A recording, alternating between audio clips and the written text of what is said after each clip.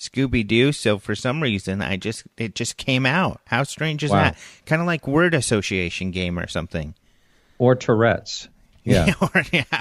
So maybe if one of the listeners is a psychologist, or maybe you're in school taking a class on word association or something, you can let us know why I might have called you Scooby-Doo Willis. But it's kind of cool, Scooby-Doo. Yeah.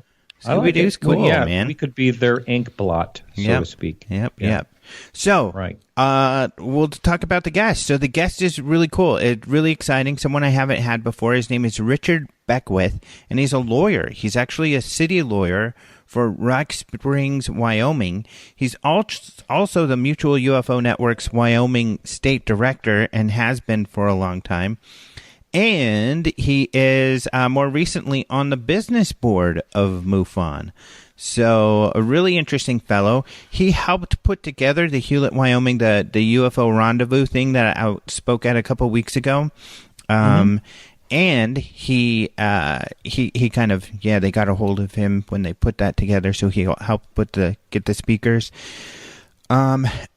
So, he's a really interesting fellow. I've met him before, but this was the first time I got to spend time with him, and it was really nice. He made a point to say at the end of the conference that Wyoming's known for having very nice people, and, that's a big deal for them in Wyoming, I guess, to be nice. And they are. We experienced that. Everybody in Wyoming was really cool. So, wow. Yeah, it's really interesting to have his perspective. That means a lot to me when I'm traveling, how the atmosphere and you're treated by the public. And as you know, I went to Shag Harbor for their 50th class. Oh, that's right. How did that go?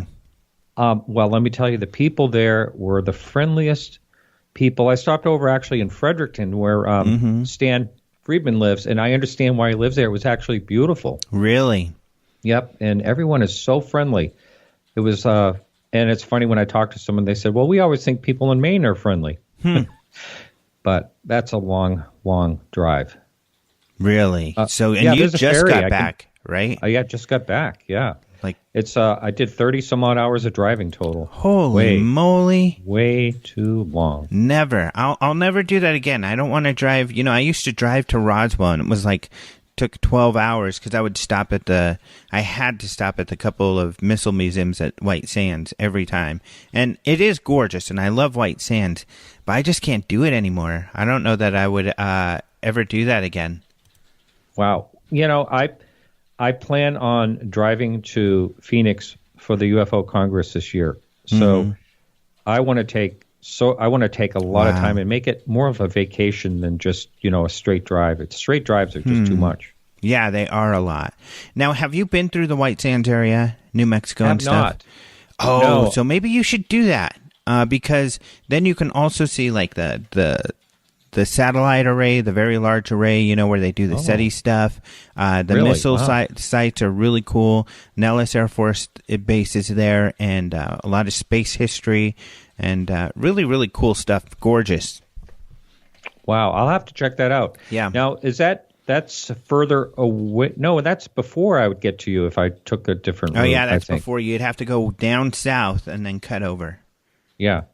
Might be fun. I don't know. Something to think about. Yeah. The weather would be better. Because once you head out south into the desert, you won't have to worry about any weather. Mm-hmm. True. So it's worth thinking about, buddy. We'll talk about that. Yeah, you bet. So let's go ahead and get on to news. What's the news, buddy?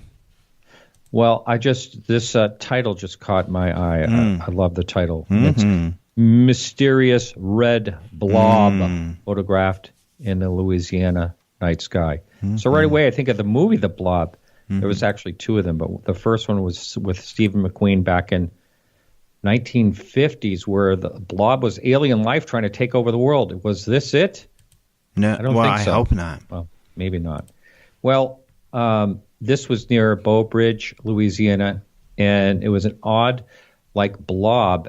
It's right on your website. It's really an amazing photo. It does look like something, astronomical, some type of thing happening, and it very well could be very far away, But anyway, here is a direct quote from the witness who took a bunch of pictures.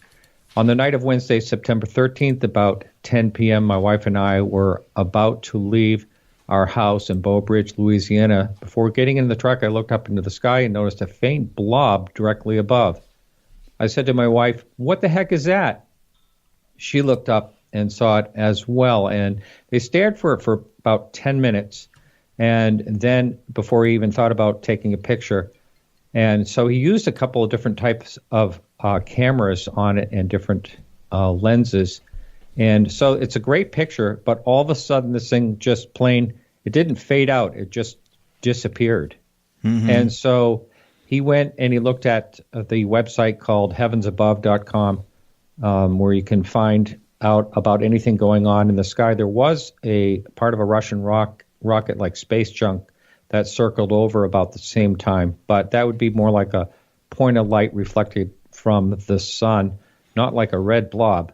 So, and this witness, I believe, is possibly a listener to the show and read your website. So, yeah. How did you get this story? Did he contact you directly? Yeah, he did. It was a private message on Facebook, and he said, like people do, I have some interesting pictures. And I never get too excited because, unfortunately, and I do look at the pictures, I like to at least take a look. And, it's usually birds, bugs, satellites, planets, almost, 90%, 95% of the time. But I said, sure, I'll take a look. He shared the photos, and I was like, well, I don't know what the heck that is. And I looked at Heavens Above. There was a rocket in the area earlier in the hour, about 20 after the hour. And he saw this, closer to 10 p.m., and so, plus it doesn't look like a rocket. A rocket, like you said, is going to look like a satellite moving, space junk, which is what that rocket that Heavens Above said was there about 20 after the hour. It'll look like a point of light moving steadily across the sky. And this did not look like that. It looks like an orange blob. Someone made a comment, Angelo Dongas, who's one of the moderators in our Open Minds UFO News group. He's great. We have a lot of great people on Facebook. Uh-huh. Yeah, on Facebook, who are good at identifying things. And I posted it on there, and I kind of said, okay, guys, what do you think? And nobody's quite sure. He said it looks like maybe a dust trail from a meteor that's illuminated by the sun. That's not a bad idea, although it is red. Right. I haven't seen kind of one. Orangey. Yeah, reddish orangish. So it could be, maybe something. Yeah, I don't know. So we did ask Mark D'Antonio. He said he would get back, but he hasn't yet. So he might be still trying to figure it out. Yeah, pardon me. How about Dr. Jeffrey Bennett, the astrophysicist? I don't think it's him because he wouldn't. I don't think we would be able to see him in space if he was floating in space. Well, it was just a thought. Yeah, so I don't think it's Jeffrey Bennett. And his complexion was he's a more fair-skinned fellow. Yeah, he's not really that. He is not the Trump orange. No, right. Should I get a hold of him? I think he's a bit hard to get a hold of, but I could try, and that's not a bad thought, is to try to get a hold of other astronomers, because Jeffrey Bennett, even though he spoke at our conference, really interesting fellow. In fact, you can go see him on our video on demand, and you can try for 7 weeks, get a free trial of the UFO Congress video on demand, so you can watch Jeffrey Bennett there. Really fascinating talk. Great guy. But he does a lot of big stuff. Like he works with NASA and he writes books, college, books and stuff. So children's books too. Yeah. So he's kind of a big deal. Yeah. And they even read those children's books from the ISS. That's right. Yeah. Right. Yeah. So, this is an interesting one. This one's really weird. At first glance, Mark couldn't figure out what it was. So we'll have to see it. It's really cool. If it is a rocket launch, it's not one that's on the books. So, and it doesn't appear to be like the other ones that I've seen. Yeah. I mean, just because of the color alone. I mean, the color is really odd. Yeah. It's a cool one, though. It's pretty neat. Yeah, I liked it. Yeah. Mm-hmm. So, this alien autopsy stuff has blown up. And I think we talked about it maybe even a week ago because that's how it started. So So here's what happened, if you remember. So Spiros Malaris, he's a guy who works on films. He does art and, works in special effects and stuff. Philip Mantle, who's a UK researcher, and he is a contributor for OpenMinds.tv. He's already written about this, but Malaris hasn't really come forward to mainstream media to confess to them that he was the one who helped arrange and fake this alien autopsy footage that is so famous that is out there. Well, he spoke to one of the newspapers, and I think it's the Daily Express. I should double check that.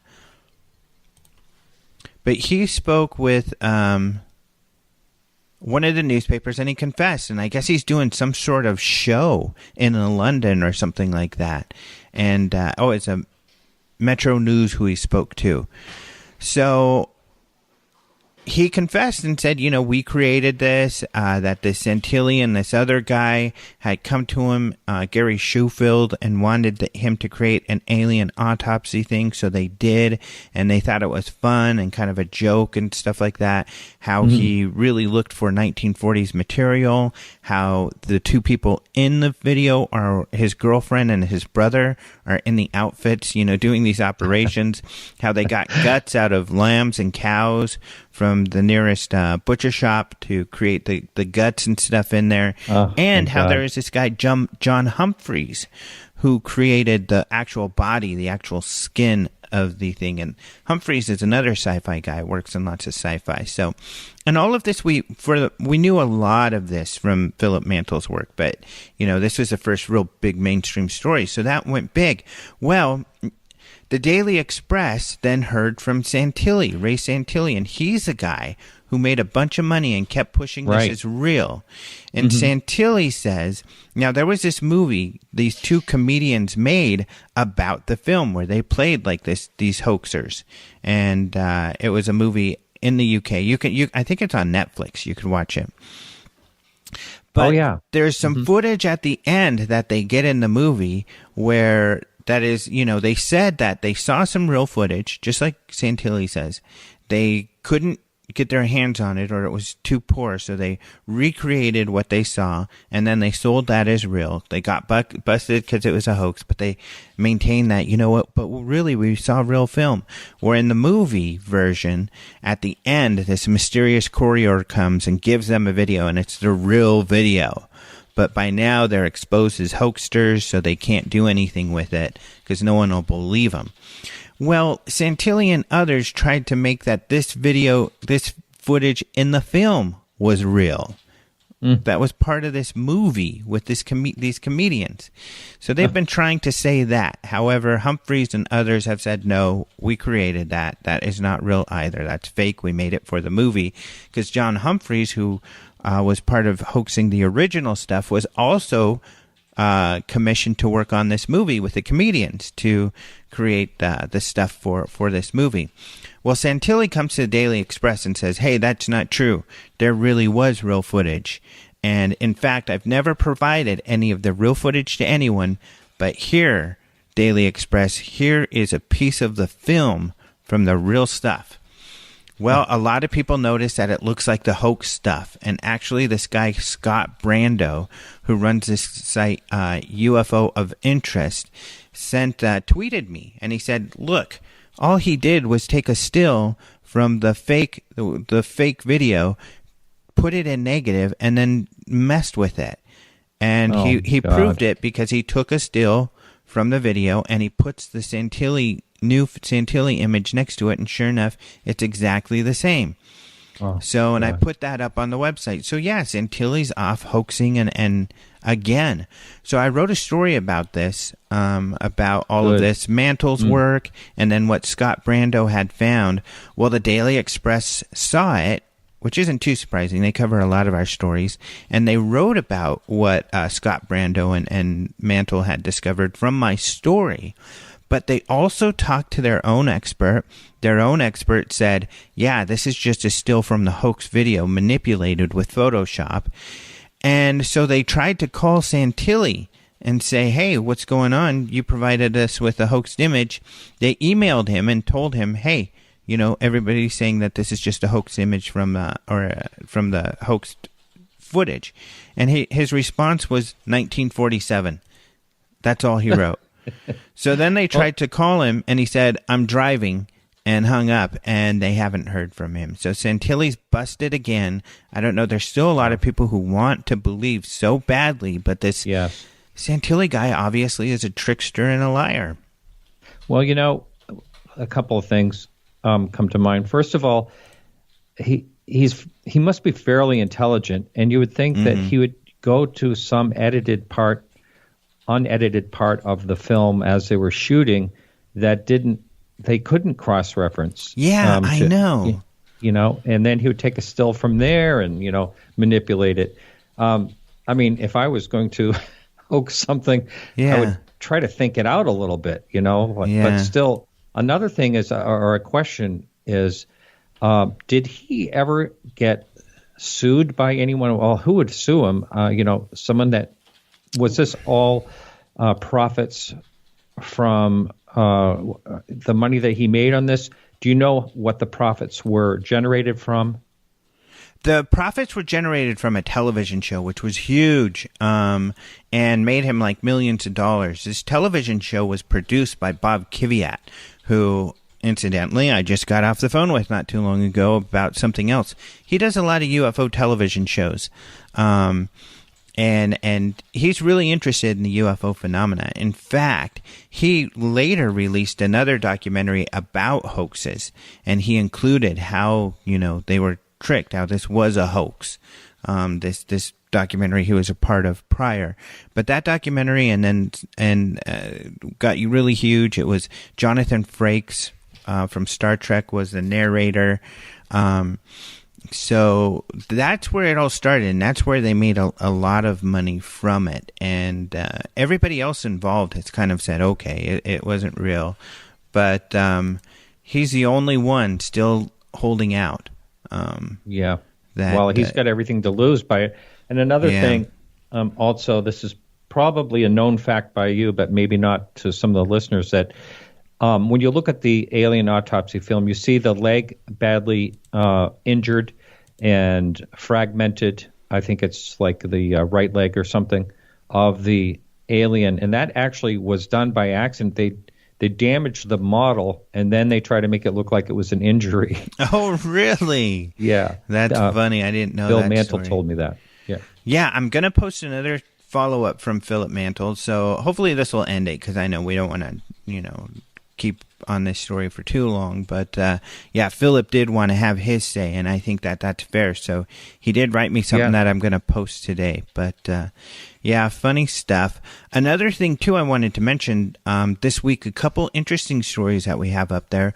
I did post a story up about Prince Philip. So we talked about how The Sun had covered some of another UK tabloid, but they covered a good writer with them, was at the Wyoming event and had covered some of my talk, in particular about Lord Mountbatten, who is Prince Philip's uncle, Prince Philip's being the husband of the Queen. And but I noticed that I had written a story for Huffington Post that I didn't put on Open Minds, which was about Prince Philip's UFO interests and some stuff about him, so I have that up. But this is kind of interesting. I think you'll find this interesting. A couple of stories that have popped up today. One of them that I think is really cool is behind these mummy hoaxes. So here again we have, in this case, Gaia and Jaime Maussan out there trying to say that these mummies are real aliens when they're not. We keep getting this they're all from the same area, these deserts in Chile and Peru, where the bodies are preserved for a long time because there's these very dry deserts. So it keeps happening over and over, and finally the Atlantic wrote a story about people in the area being really upset that Americans keep taking these mummies and calling them aliens. Wow. So this story in the Atlantic is called The Racism Behind Alien Mummy Hoaxes. Wow. Really interesting and good stuff. And I'm so glad they did that, actually. I know, me too. Yeah, they ought to hire Santilli to help them, keep pushing this. Yeah, exactly. So the other story that came out is The Guardian. So I felt like, the UFO field had dodged a bullet in that when the whole Roswell slides thing took place, which you and I have covered exhaustively, the major media didn't seem to take notice. Well, unfortunately, after all of these years, The Guardian, one of, if not the most respected newspaper in the UK, wrote a story about it. It's called The Curious Case of the Alien in the Photo and the Mystery That Took Years to Solve. They're nice about it, as nice as you can be, but they do, for the most part, cover honestly and accurately the events and how, even though these guys had worked for years on this mummy, how once they released the full image, or it leaked technically, that within the matter of a day or two, people discovered what the placard had said with this mummy and found it to be just that, a mummy instead of an alien. So it reads kind of like the story, a UFO story, I think, like the mainstream would predict, that, some people found these images they thought looked weird. People jumped on this alien theory, and the alien UFO researchers tried to prove that it was alien, and very quickly, once it made it to the public, it was debunked thoroughly. So, yeah. Right. I still scratch my head thinking about how that ever got as far as it did. Mm-hmm. And especially with, the people involved, that feel burned from it, Yeah, and that's a controversy. They've kind of got the people who originally had the pictures versus, Don Schmitt and Tom Carey, because Don Schmitt and Tom Carey admit, we were fooled. We wanted to believe too badly. We overlooked things we shouldn't have. So they are humble, and they admit they really screwed up in this story. But at the same time, they're blaming the people who found the photos of trying to trick them. And I don't think the evidence is there that they were trying to be tricked, honestly. I personally spoke with Adam Dew, the guy who is representing the people who found the photos, and he's in this story, of course, and he's pretty nice about it. He's like, hey, I didn't know what it was. I tried to stay unbiased on this, but, that the researchers wanted to believe so badly. And that's kind of the sentiment I got from interviewing him. I didn't find him to be a deceptive person. I think he was just curious and really trying to find out what was going on. It's funny. I'm in the fine arts and auction business. There was a story about all these antique and fine art dealers at an auction, and they're all looking at this painting, and they're looking at the signature, and they admitted that they were all trying to make it say the name of a famous artist. Oh, and it wasn't. Their heads. Yeah. And it wasn't. Yeah. Yep. That's a problem. Like the Mulder poster says, I want to believe. There are so many people who do want to believe, and we have to self-check ourselves, and that's why, it's good to be skeptical and cynical, because, of course, you've got to check yourself against your desire to believe or to prove that something's going on. So true. Yeah. Well, we're out of time. So thank you, Martin Scooby-Doo Willis, for joining us for the news. Right. I forgot how Scooby-Doo talked, but something like that. Yeah. You're welcome. Yeah. That was pretty good. That was Scooby-Doo-ish. Yep, good job there. Well, thank you very much. And, of course, people can hear Martin Willis at Podcast UFO. For now, let's go ahead and take a quick break, and we'll be right back with Richard Beckwith.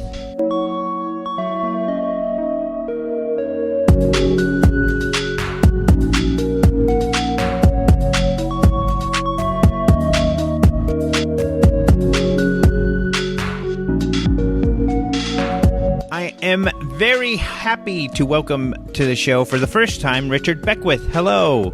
Hello, Alejandro. How are you today? Good. And would it be accurate? I mean, are all lawyers esquires? I'm not familiar exactly with what the term refers to. That's sort of an outdated term, I think.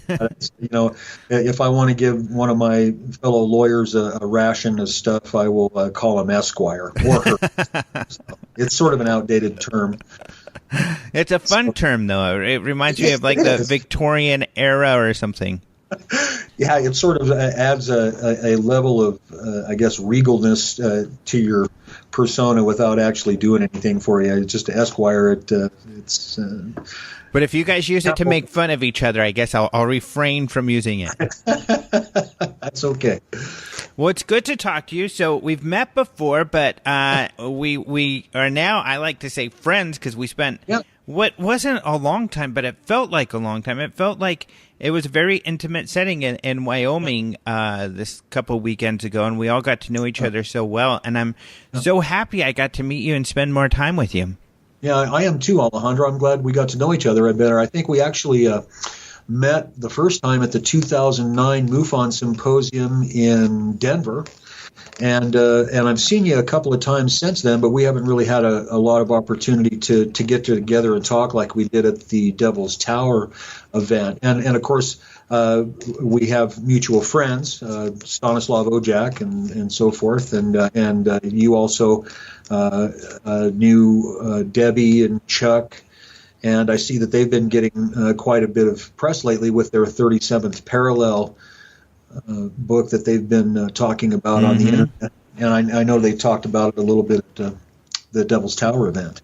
Yeah, cool stuff. So I guess to start off, with the first question I would have, I think what a lot of people are curious about.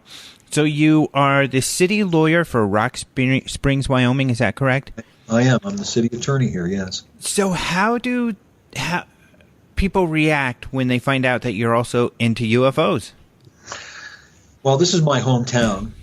So I've been a weird space guy since I was a little kid, and everybody just already knows that, all the way up to and including the mayor and the mayor that appointed me 13 years ago.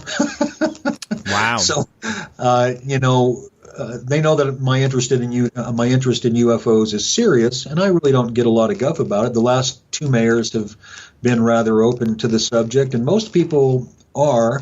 I don't think anyone sees it as something that would inhibit my ability to render good legal advice.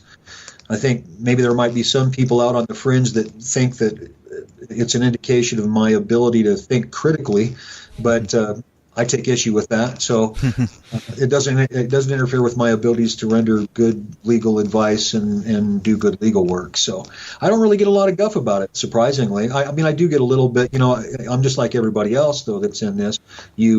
Somebody gives you a little guff about it, and then 2 minutes later they're telling you about the sighting they had, or the sighting that their grandparents or their parents or their sister or brother had. So it's not as much of a joke as it used to be, and it's not a joke, as you and I both know. So, well, that's really interesting. Do you think, have there been times, because I think I've ran across this where, in my professional life, I used to shy away from sharing my interest, but then they'd see me on the news or something, and they'd maybe make fun of me a bit or something. But with a lot of people, it kind of brought some credibility, because they were like, hey, I know you're good at what you do in your professional life, so there must be something to this. Have you ran across that also?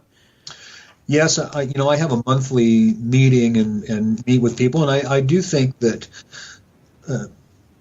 being a lawyer and having the background that I do does sort of lend an air of credibility to the UFO subject. I think, and that's why you bring up an important point, Alejandro. I think it's important for people with higher educations who've been fortunate enough to achieve those to perhaps look into this issue, because it is not as cut and dried as one would think that it might be. It's not and the people that are involved in it, as you know, are not crazy, and the people who study it are not crazy. As a matter of fact, they're just curious individuals that just never seem to get the answers. It's not an easy thing, but I do think that having a higher degree and a science background really does sort of lend an air of credibility to the UFO subject, and I think it's important that take place. I think it's important for more people with higher degrees and education to be interested in it. Mm-hmm. Now, you're also the MUFON State Director in Wyoming. How long have you had that position? I've been there almost 14 years. Wow. Actually, I joined MUFON for the first time back in the 80s when it was still a relatively young organization. As a matter of fact, I think and I subscribed to the journal. I didn't become a field investigator until after I graduated from law school and started practicing. But I think the first time that I signed up to MUFON was way back in the 80s. So and of course, had been studying the subject rather intensely from the time I was just a kid. But I've been involved with MUFON for many, many years, and 13 years now as the state director. And what spurned you, I guess, influenced you to get involved with MUFON? Well, to me, if you're going to study a subject, you want to associate with others who also study the subject. And I'm not what you would call a crystal-bearing type. I'm not into the I guess the sort of paranormal aspects, perhaps, of the UFO phenomenon. I'm interested in it more as a scientist, from a scientific perspective, not as a scientist and an attorney. And to me, MUFON embodies that. I think that, of course, the credo of MUFON is an organization devoted to the scientific study of UFOs for the benefit of humanity, and I believe in that mission, and I think that MUFON is best suited to take up that mantle. So that's why I joined MUFON. I just felt it was the most level-headed. I don't see a lot of folks in MUFON, field investigators and so forth, that reach wild conclusions about what UFOs are and so forth. I think it's important to stay grounded and keep an open mind, but we have to rely on science. I think our friend Mark would agree with that. We would have to rely on science to make judgments about the phenomenon. And so as an organization, our whole purpose is to gather data, and we reach conclusions about what that data tells us. And what the conclusions are basically is we can either identify something that flies or we can't. Going on to make some sort of a statement about, that must mean it's an alien spacecraft, that's just something that we don't do. I think it's difficult to prove that. But I do think that the fact that you have this 5 to 10% of unexplains, that certainly leaves open the possibility that at least some of those unidentified objects are in fact alien probes. I think that's a very real possibility, and of course I have my own personal feelings and beliefs about that, but I try not to let those personal beliefs or those personal inclinations, I guess, influence what my conclusions are when I do my reports. So, Yeah, a lot of people may feel, alien probes, that seems sort of fringe, but there are a lot of scientists actually who have said, I'm not even sure, one major scientist, it might have been Stephen Hawking, I can't remember who it was, said that if there are UFOs and if we're being visited, the first thing that they would send are probes, because that makes the most sense, that you would send, a machine which can last longer and resist more of the stress and the trauma that it would take to go through space. So, that would make a lot of sense. Yeah, I think there's an idea out there of something called a von Neumann probe, where you talk about a number of self-replicating robots that essentially go out into the galaxy or into the universe and replicate themselves and looking for life. So that's another possibility, that they may simply be probes. Because you and I both know that there have been many cases involving alleged humanoids, not just humanoids, but alleged occupants of some of these craft. And I think those are important cases to look at too. I think that they give some clues about the nature of the phenomenon.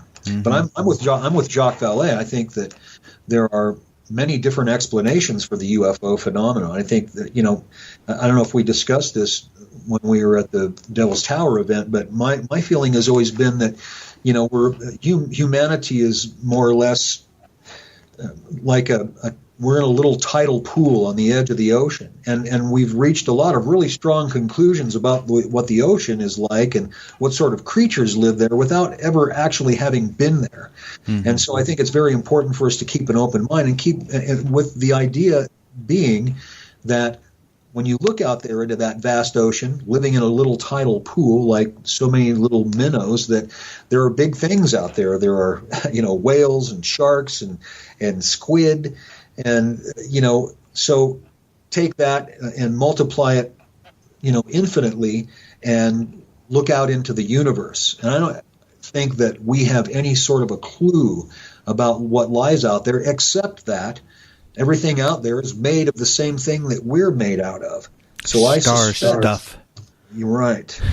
I suspect that life is, and this is my personal opinion, but life is pervasive throughout the universe. That I bet you couldn't swing a cat without hitting life. And I think we already know that. I think our scientists know that.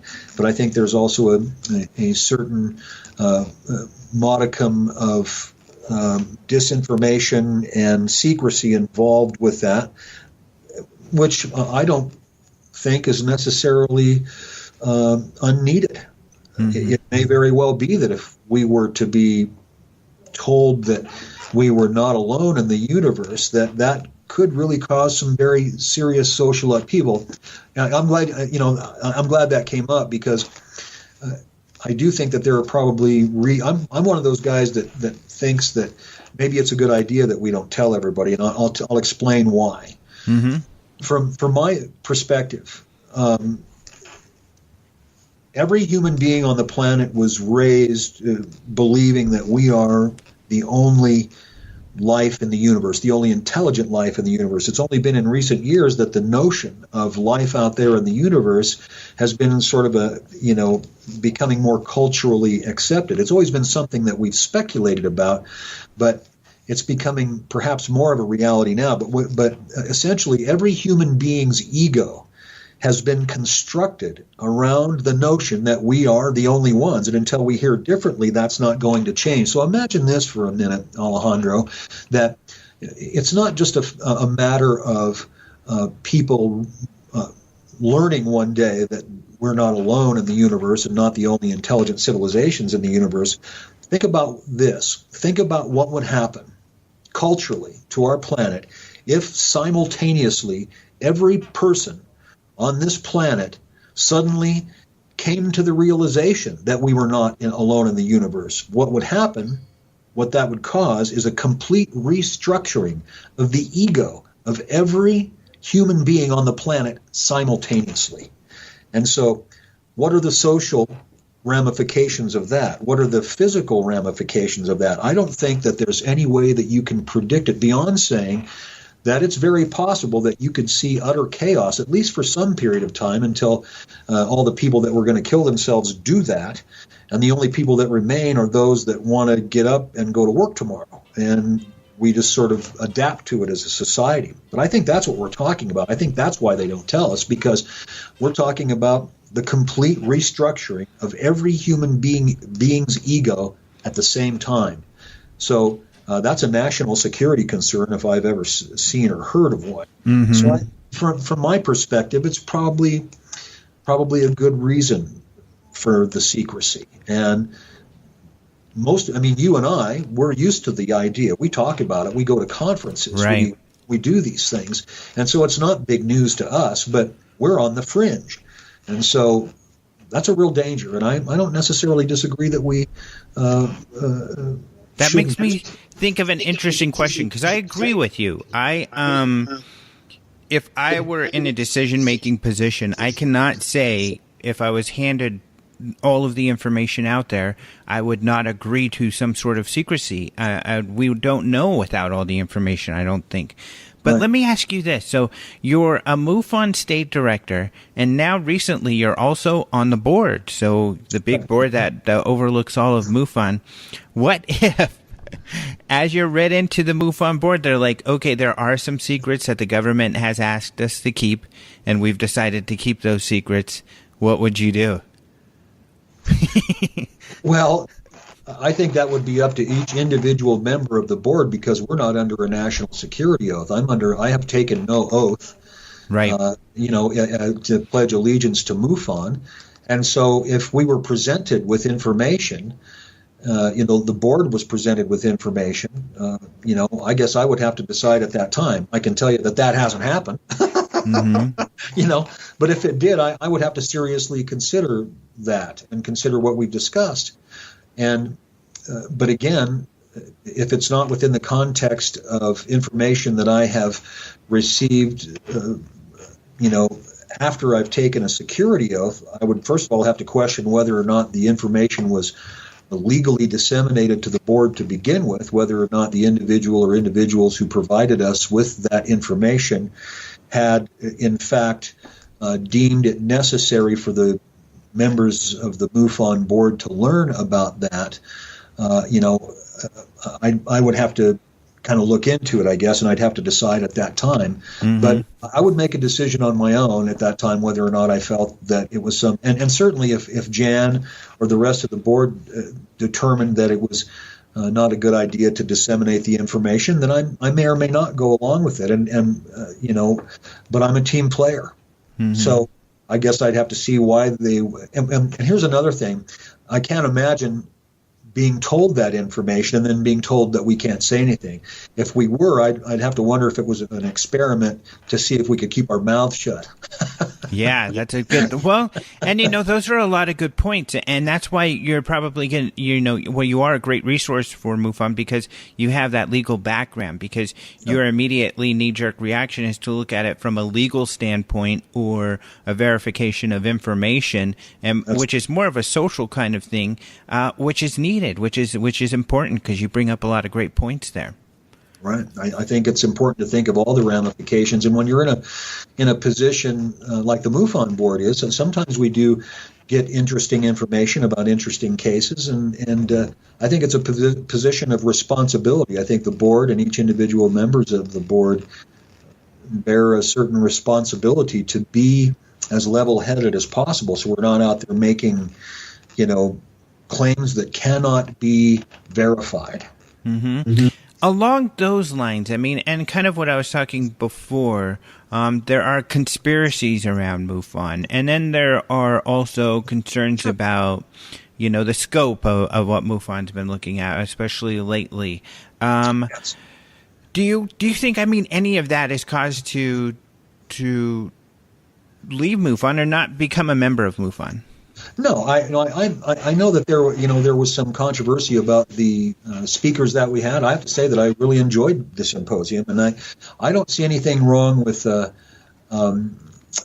looking into areas of the phenomenon that are somewhat controversial. I think it's important to look at all the aspects of the phenomenon, and we look at UFOs, and we all know there's a secret space program, for example. The question is, to what extent does the secret program exist? Is it just this sort of space shuttle looking thing that they send up every few months? Is that the extent of the secret space program, or is there more to it? There could be things taking place within that context that are just exactly the way some of our speakers say that they are.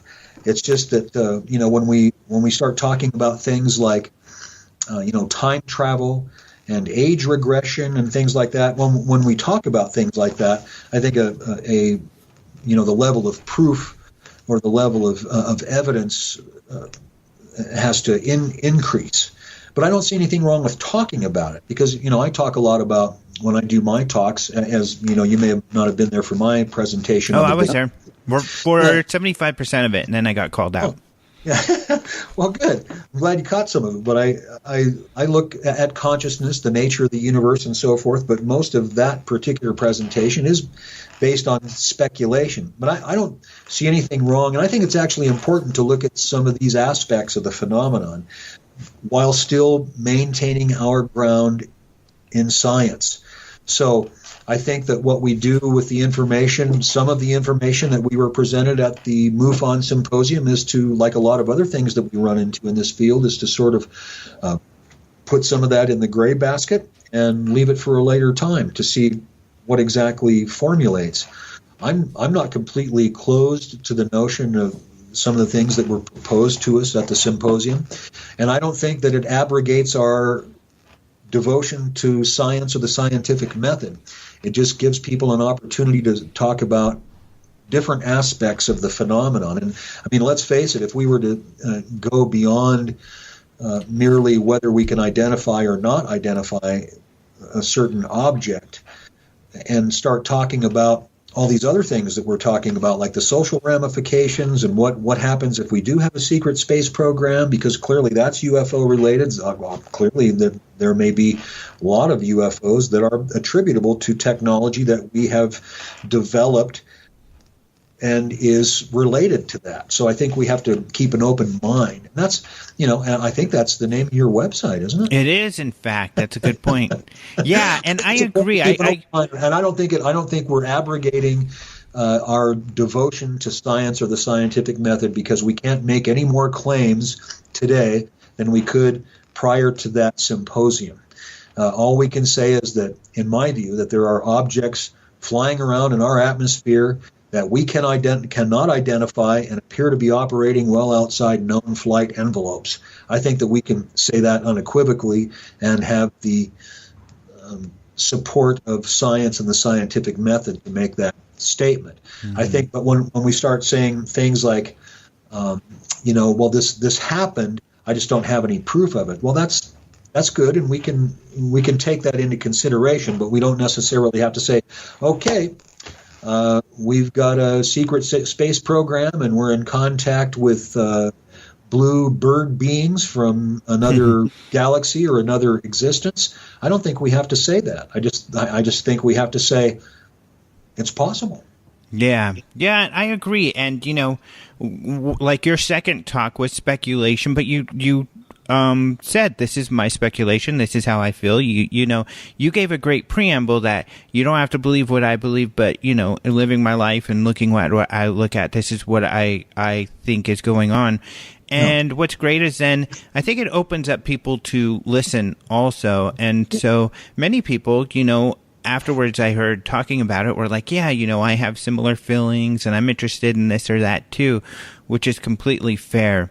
And then the other thing is with the symposium, I was a little frustrated by, I guess, the individuals presenting some of the information and their credibility. However, the board and the people who put that on, they're there for the same reasons we are. They're just interested in the topic, I think. So, yeah. I don't want to speak for the board, but I can speak certainly as a member of the board to say that, we were interested in hearing from people that had things like this to say, but we weren't, at least I, for one, wasn't necessarily willing to follow them down the primrose path and believe everything that was said.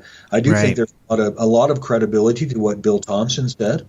I do think that it's very possible that we have large spacecraft out there. As you recall, Gary McKinnon, in his talk, said that when he was looking at the information that he found on the internet, that he found evidence of a secret space program being run by the Department of Naval Intelligence, and that there were references to ships and ship crews. I'm not saying that that's true, but he didn't save any of it, and he was drunk and stoned when he did it, which he admit. Correct. So, but anyway, we are out of time, so we got to go to break. We'll talk more about this when we get back, but if you're listening on KGRA, then you'll hear some commercials. Please patronize these commercials.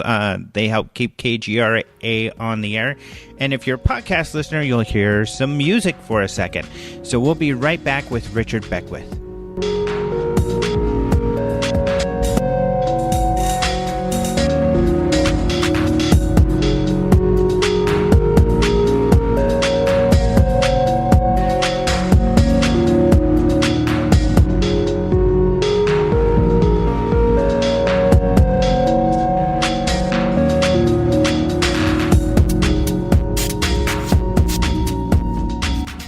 All right, we are back, and you're listening to Open Minds UFO Radio. I am your host, Alejandro Rojas, and our guest is Richard Beckwith, who is the state director for MUFON in Wyoming. I want to talk to you about Wyoming. So you said you've been out there doing this for 14 years, and of course... Longer than that, actually. Oh, yeah. Oh, so many years. Yeah, I have since the late 70s. Wow. That's where it started for me. Was I think we might have talked about it when we were at the Red or the Devil's Tower event. But my interest in UFOs started when I was just a kid, and my dad is a joker, and he told me that there was this crash of a flying saucer in New Mexico, that the government recovered bodies, and the military covered it up, and he told me that when I was a kid. I was probably 8, 9, 10 years old, and I remember just being fascinated. But part of me, just like everybody else, was thinking, my dad's full of it. So I did what a lot of kids did back when we had curiosity and things like that. I went to the library and I read every book I could find on the UFO subject. And gee whiz, my dad was right. Well, at least about the allegation that had taken place, and I've just been hooked since. So I got involved with, I started doing radio when I was 16 years old. I got a job at the local radio station. And then when I was 18, the news director quit. And so they made me the news director of the local radio station when I was 18 years old. Cool. Yeah.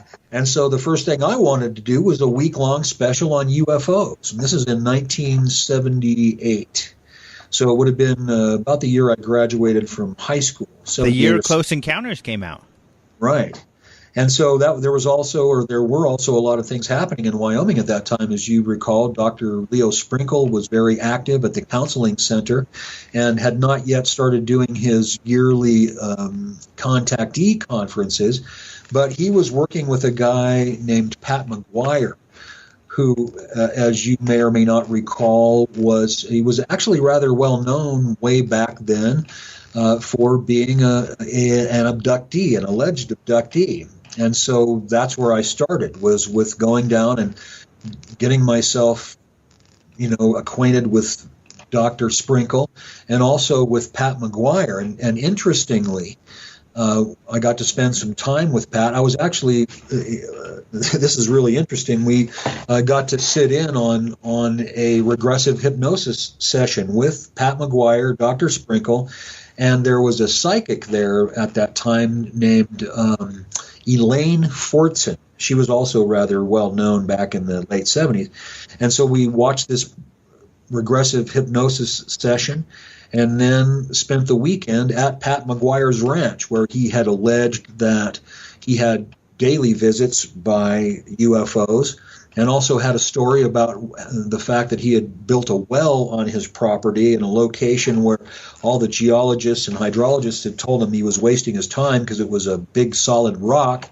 And he did it anyway because he alleged that the visitors had told him to do so. And when he built this well, drilled this well, he ended up drilling into a offshoot of the Ogallala Aquifer. And so this well pumps hundreds of thousands of gallons of water every day. And still works to this day. Pat McGuire has since passed away, but that's where I started, was with that week-long special on UFOs. And so and I started looking into the subject, obviously, when I was very young and devoting some serious time to it, and really felt, at that time that I really needed some more education. And so I had been a musician for a while and went back to school and got a degree in molecular biology and then my law degree. And I worked in labs while I was going to school, and while I was going to law school, I worked doing cancer research for the VA in Boise and worked in several labs, molecular virology lab, a molecular genetics lab, and atmospheric bacteriology lab. And so I spent a lot of time doing lab work. And then when I got out of school, of course, my interest in UFOs never waned, and the whole time I'm reading. And then when I started practicing law, it was probably about 10 years after I started practicing that I, got back into MUFON and became a field investigator. And it's actually just not too long after that I started giving some informal legal advice to the board at that time. Usually, I think it started with John Schuessler, and then James Carrion, and then Dave McDonald, and Clifford Cliff, and now that Jan has become the international or executive director, I guess I've just sort of provided informal legal advice to the board and to the various directors for many years, and of course have been very active in the investigation of UFOs. And that led to my working for Dr. Greer. I worked for Dr. Stephen Greer for about 3 years on his Orion project, and I was involved with the attempt to obtain the Stan Meyer technology. Had written up contracts and so forth. And I want to touch on this real quick, because I feel, and I've had issues with interviewing him and not being completely honest with certain things, and so I've always wondered about the Stan Meyer technology, and I had talked to you about it, and I do trust you, and so you said that this really was some sort of technology that seemed to actually work. Go ahead. Yeah, that was based on what we got back from the engineers. We had I can't remember. I wouldn't be able to tell you. The only reason I'm able to talk about this publicly is because it was made public in the movie Sirius, and so I watched that and I thought, wow, I was involved in that, and I was, and it really did happen. We did have some engineers look at the technology, and we were basically told that there were things there that we might be able to use. And so a bid was made. I don't believe that I can talk about the details of how much and what the contracts precisely said and so forth. Just real quick, so people know, and this was an over Unity device. So in other words, it was creating electricity out of more than was put in it, so free energy device kind of thing. Well, possibly. I think we're talking about, with Stan Meyer, it was water related, and he had some sort of a process, and I don't know if it was and I don't know the details of the processes, and I don't know the details of what the engineers looked at or what they said, other than it looks like we have something here. But it was related to water, as you may recall. Stan Meyer was the guy that was running his dune buggy on a tank of water. He just put water in it. That was the guy. And so this wasn't necessarily something like a field generating device or a field that would something that would tap into a field. I do believe that Dr. Greer had contact with individuals, and I do believe that we had people at high places in the government that had some knowledge about these sorts of technologies. But the Stan Meyer thing really did happen. We had somebody there ready, waiting to take the stuff out of the garage. As you know, Stan had passed away and it belonged to his estate. But somebody came in and outbid us, and then they wouldn't talk to us anymore. So what happened in the film, the way they talked about it in the film, that really did happen. And I know because I was involved in it. So there was a technology there. At least that's what we were told by the engineers who reviewed the technologies. Yeah, that is fascinating. So, I mean, he was able to run this engine off of water. Now I remember, and he had his dune buggy and a technology. I don't know if it was some sort of more efficient hydrolysis process, because you can make Brown's gas by hydrolyzing water, and so. But I don't know that was necessarily it. It was something more than that. Something that. But I wish I could tell you, because if I knew, I'd be making the stuff myself, and I wouldn't be practicing. So, but it really was, some and. What's even more curious is that, that was several years ago, right? And we still haven't seen that technology come out. I don't think you ever will. Yeah, it seems like it was suppressed. What a lot of people don't understand or realize is that there's something out there called the Patent Secrecy Act. And under the Patent Secrecy Act, a energy production device can only be so efficient before it becomes a matter of national security and cannot be patented. I don't think most people realize that. So, the fact is that there are all kinds of devices out there that have been patented that work that we will never see. At least until the Patent Secrecy Act is amended so that these technologies can make their way out of the secret compartments they've been placed into. But the law of our country does not allow us to see these devices because they're a threat to national security. If you don't believe me, look it up. It's true. That's pretty fascinating. That's incredible. Now, with Wyoming, I would like you to talk about maybe like a sighting case, perhaps even your own, or an extraordinary sighting case that comes to mind. Well, there are a couple of cases that come to mind. I have to say that myself, I can't honestly say that I've ever seen a UFO.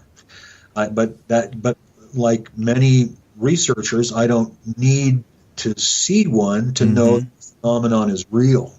Okay, but I have had some pretty good cases in Wyoming. One case in particular kind of sticks out of my mind. Well, there's a few cases, I think. I'm just like everybody else with my cases. Some of them I can explain, and some of them I can't. And most of the cases I get are very easily to explain. Mostly what I get is anomalous nocturnal lights seen by one or two observers in the same location. But this case in particular really sticks out of my mind. This was a law enforcement officer in Casper who shall remain nameless by his own request, and I'm going to honor that. But he was sleeping, he and his wife, one night. About 2 o'clock in the morning, his dog starts bugging him to go outside. And this is in November, so it's about another couple of months from now, that time of year. And it wasn't super cold out. There wasn't snow on the ground. So he takes his dog out, and he stands at the back door and lets his dog out into the yard to do his business. And it's not a really big dog, just kind of one of those little dogs, whom I met, by the way. Real nice. And he said that while he was standing there, all of a sudden he noticed that there was something above the house across the alley, or across from his backyard. And so he looked up, and he saw a beveled box, is how he described it. It was about 60 feet long and about 40 feet wide. And this beveled box had windows going down all around on the side. And he said that he was just blown away because this thing was just floating there, and it wasn't making any sound, but it was just floating over the neighbor's house. And so he, just stood there, flabbergasted. And he watched this thing, and as it floated over his house, started to float past him over his yard, he noticed that there were 3 people standing in it. And one of them appeared to be wearing like a cap, like a baseball cap kind of thing. Again, this thing was making absolutely no sound. So as this thing floated past him, and he said it was maybe 100 feet above him. So this is a very close encounter. And so he watched, and this thing is black and sort of dull, and no seams or rivets that he could recall. But as this thing floated past, he said that there was a moment when one of the individuals who was standing in the windows looked at him, and he looked at the individual, and they sort of had a moment and he said that this individual raised up his hand and waved at him. Wow. As the thing floated by. And so being a police officer or being a law enforcement officer, his immediate instinct is, I have to get some sort of evidence of this. So as this thing started to float over his house, and now he would have to see it by going to the front, he ran into his house really quickly and grabbed a camera. And then when he got back out, it was gone. Always the case. Yeah, and so when I was not able to tell what sort of object that was, and no one else had seen it. But according to him, all the animals in the neighborhood were barking and so forth. And so my conclusion about that case was that I couldn't identify it. It was an unidentified object. But if I were to speculate, which I'm going to do now, I would say that it may very well have been some kind of a stealth aircraft, an experimental stealth aircraft. Because, and what sort of gave a clue I think a clue to it is the fact that it was had completely flat surfaces on it. It was a beveled box. So it wasn't a square shoe box. So it was like a shoe box, but with the corners were beveled. And so what it indicated to me was that it might very well have been that not only that it was undetectable by radar, but that it may have had something in the fabric of the craft itself that allowed it to disguise itself. But So it's a possibility that it could have been a military craft, but I still have a problem with that too, because this thing is 100 feet floating over somebody's house in Casper, Wyoming. Now, we do have an Air Force base in Cheyenne, F.E. Warren Air Force Base, and we have an Air Force base in Montana, a couple of them, and we've got an Air Force base in Utah and in Colorado. So there's all kinds of Air Force bases, military bases around us from whence or from where this thing could have come, but definitely one of the most interesting cases that I've had. So, yeah. That is a really good one. And like you said, which is a good point, that it could have been some sort of technology. But I wonder, now that you've been in this for so long, do you feel there is an extraterrestrial presence, that there are somebody from elsewhere coming to check us out? Yes. Mm-hmm. And what I would say is, why wouldn't it? When I hear people say, well, and especially so-called skeptics, or, well, not skeptics, debunkers, because I'm a skeptic myself, and you and I know that there's a big difference between being a skeptic and being a debunker. Right. Skeptic just means that you want to see all the evidence, that you want to, that you're skeptical until you know all of the facts. So, yes, I do. I think that I'm with Stanton Friedman.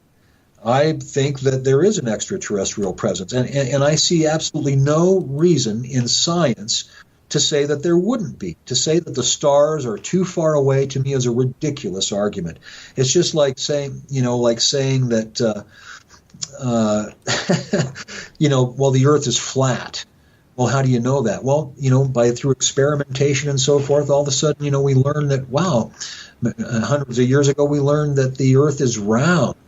So I think we just have to keep our mind open to the facts. And I think, with Michio Kaku, that we need to stop thinking of these other civilizations as being only 5 or 10,000 or a few hundred years ahead of us technologically, and start thinking of them as being thousands or hundreds of thousands or millions of years ahead of us technologically. And when we look at civilizations like that, especially when you and I both know that right now there is a project to develop a real live warp drive.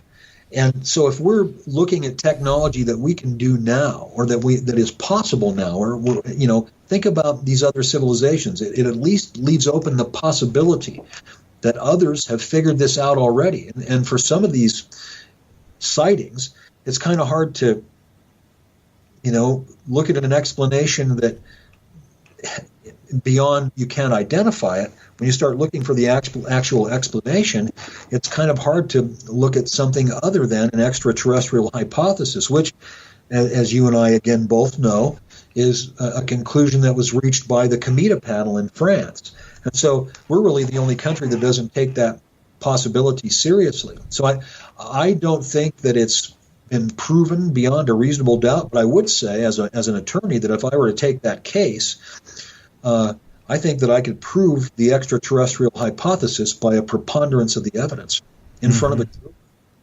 And I wouldn't mind having that opportunity someday and working with others in perhaps a courtroom style debate, much like the faux hearings we had in Washington over that. Mm-hmm. But yeah, I do, Alejandro. I do think that an explanation for some UFOs is that they are, in fact, alien probes, and some of them are, in fact, piloted. And I think we are being visited. I think we've been the subject of the interest of other civilizations for some time. And again, I ask, why wouldn't we be? And why wouldn't it be a possibility? And don't tell me that it's because the stars are too far away, because they're not. And we're going to be there someday ourselves, probably before we know it. Yep. Yeah. Good point. Yep. I think it was, I don't remember who it was. Maybe it was Arthur C. Clarke who said any sufficiently advanced technology will look like magic. So put that together with Kaku's ideas, which are correct that they could be hundreds of thousands of or millions of years ahead of us. It makes it all very, very possible. And what would an alien probe look like? Yeah. I mean, we do know a couple of things. We know that an alien probe will probably act a little bit differently and behave in different ways than what we're used to. Mm-hmm. Well, we're out of time, but thank you so much. This has been a terribly interesting conversation. I guess to find out more about Wyoming MUFON, they can go to MUFON.com. That's right. They certainly can. MUFON.com. And of course, if you have a sighting in Wyoming, please report it. I also have my own website, richardbeckwith.com. And I never did tell you that I was writing a book, but you can get that one too. It's called The Corporate. It's a fiction, science fiction novel. So. Oh, cool. The Corporate. And that's out? Yeah, I published it 2 years ago. And that's at richardbeckwith.com then? That's correct. All right, cool. Well, thank you so much for being on the show. It's good talking to you again, Alejandro. Hope we get a chance to talk again soon. Me too. Thank you so much to Richard Beckwith for being on the show. What an interesting fella. That was a lot of fun. So he is the state director for MUFON in Wyoming. If you need some more information about how to contact him or report a UFO in Wyoming, you could go to MUFON.com. Or like he said, to hear about his book or other things he's up to, you can go to richardbeckwith.com. So thanks again, Richard. Hopefully we'll have him back on the show at some point or another. Otherwise, we do have some really cool shows slated for the future. So we're going to have some cool stuff coming up. The news that Martin and I talked about is at openminds.tv. And we do have even more about the alien autopsy. So Philip Mantle had written an article where he went over some of what Martin was talking about at the beginning of the show and all of his interviews with all of the people involved. So you can go step by step and see how all of this happened. And unfortunately, this gentleman, Santilli, who seems to keep fooling people, the things do not line up, the timeline and what everyone's saying to his version of the story. There's a little battling of back and forth, and of course there's drama and intrigue and money. Money seems to always be in the way. So you could check that out at openminds.tv. Also, the Congress. We have had, and I'm not even kidding, a record number of registrations for this year. I think partially because we've got some really cool speakers, but otherwise we have groups like KGRA advertising for us and partnering with us. So we've got a lot of cool stuff slated for the conference this year. Go to ufocongress.com and you'll be able to see that. Also, if you go to ufocongress.com, you're going to see some links for our on-demand videos. I am posting more and more videos all the time, and we have a free trial so you can watch them for free. So, for instance, this week we posted Timothy Good and Erling Strand. So Erling Strand is a professor out in Norway who actually has a class that investigates UFOs, a UFO phenomena that happens out there in Hesdalen, and they really don't know what's going on. And I think you'll be surprised by what Erling Strand says in his evaluation. He also is pretty mystified. So a lot of people kind of think maybe it's some sort of natural plasma or something like that. He's not so sure about that. And I think what he says he thinks is going on will shock the viewers. So you could go check that out. Go to ufocongress.com and you'll see the video on demand there to check that out. And of course, you'll also see our store there. We've got more books and t-shirts and stuff like that going up at the store all of the time. So, in fact, we have some good deals on some of the books that you won't be able to find elsewhere. Otherwise, I want to thank, of course, Martin Willis with Podcast